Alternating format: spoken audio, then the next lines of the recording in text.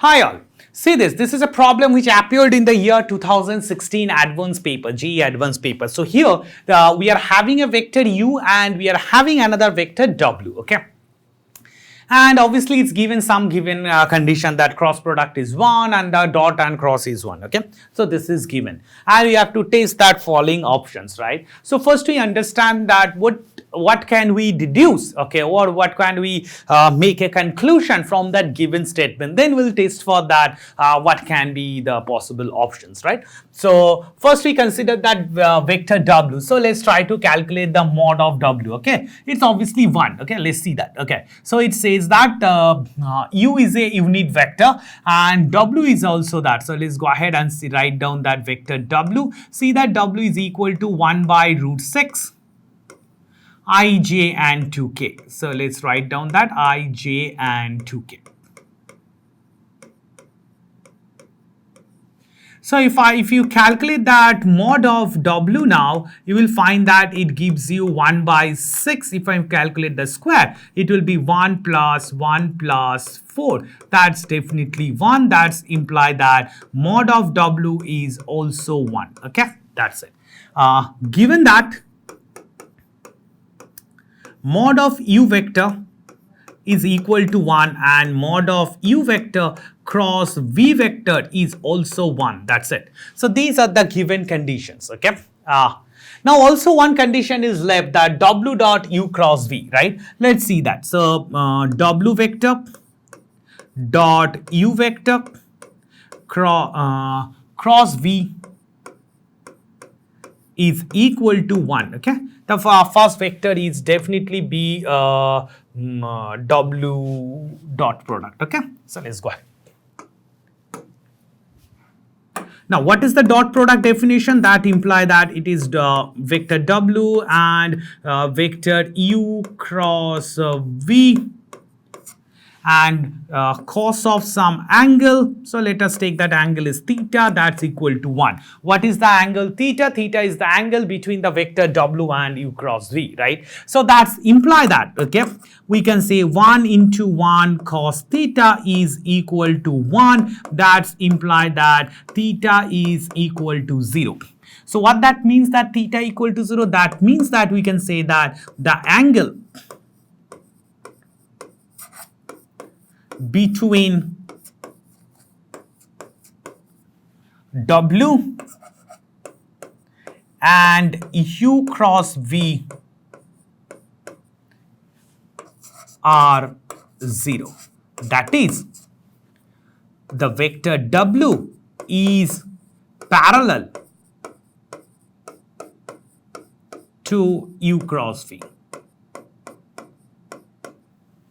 So u cross v can be considered as lambda into w, okay, something, or maybe w can be considered as lambda into u cross v and all that stuff, right? Anything can be assumed, right? So let's go ahead from that point of view. Okay, now we'll see that what is the meaning of that w is parallel to u cross v, and what is u cross v, right? Let's see that u cross v is a vector perpendicular to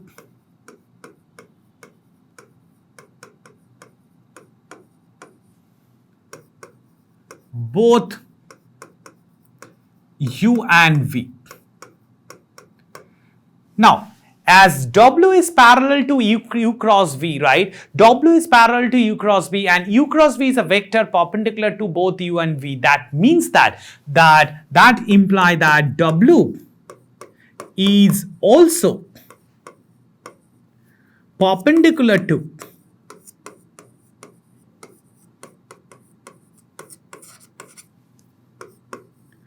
u and v. What that means, I just write down that w is perpendicular to the vector v, because we are trying to find out the conditions on v. That's the option A and B, right? Now see that in a vector, right, if we have a given vector, right, there are infinitely many, okay, perpendicular vectors are possible. So we'll say that now, as for a given vector there are infinitely many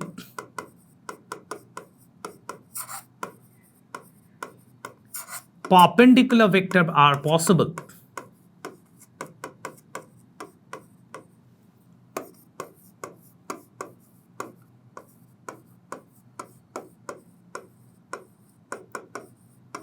So, the vector B can be infinite in number.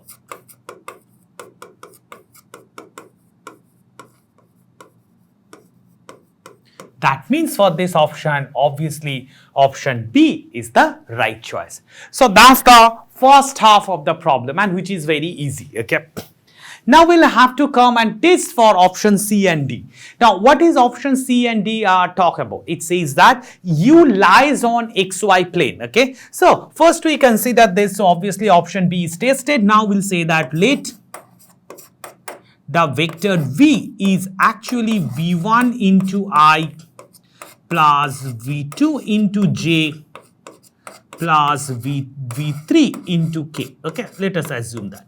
Now, for option C, we'll say that the vector U lies in XY plane. Now, as it lies on XY plane, so therefore, U3, the Z component must be 0, okay? So let's calculate what is U cross V at that particular moment. So let's go ahead, we'll have I, J and K. This is U1, U2 and 0, and we have V1, V2 and V3. Let's calculate this so-called determinant to find the cross product. So I, U2, V3 minus J U1 V3 and plus K U1 V2 minus U2 V1. Okay, that's it. Now see that this is definitely equal to lambda into W, right? So this is the only important relation we obtained here up to now, okay? So using that, we can easily say that this is equal to lambda time of this one, right? So therefore, we can say that now as U cross V is equal to lambda times W, that's imply that U2 V3 is equal to lambda by root 6 and minus U1 V3 is equal to again lambda by root 6. So this to imply that if I divided by 2 everything, so U2 divided by U1 is equal to minus 1, that's imply mod of U1 is equal to mod of U2, and that's why option C is the right option again. So that's it. So here option B or C is already proven to be correct. So only one option is left where it says that U lies on XZ plane, right? So therefore in XZ plane means y coordinate or y part is 0, right? So therefore we'll say that option D. Here we'll assume that U lies on XZ plane. So here we'll say that U2 part is actually 0. Now as U2 part is actually 0, so therefore we will calculate that U cross V, okay? So let's calculate U cross V now with that condition. So therefore we'll have I, J and K component that's equal to U2. U2 will be U1, 0, U3, V1, V2, V3. Let's calculate that. So the I component will be definitely equal to minus V2 U3. The J component will be equal to, let's put minus sign here. So the J component will be U1 V3 minus U3 V1, that's it, and the K component will be definitely equal to U1 V2, That's it. And also see that you will use the same condition that u cross v is equal to lambda into w, and that's imply that here the ij component v2 u3, it gives me that lambda by root 6, and obviously the last one u1 v2 will be equal to here that it's 2, so 2 by 2 lambda divided by 6. So if I divide it by that, we'll get it as v2 divided by u3 divided by u1, because v1 is cancelled, that gives me that 1 by 2. Okay, and that's it. So therefore, from this statement, we can easily say that in this case, u3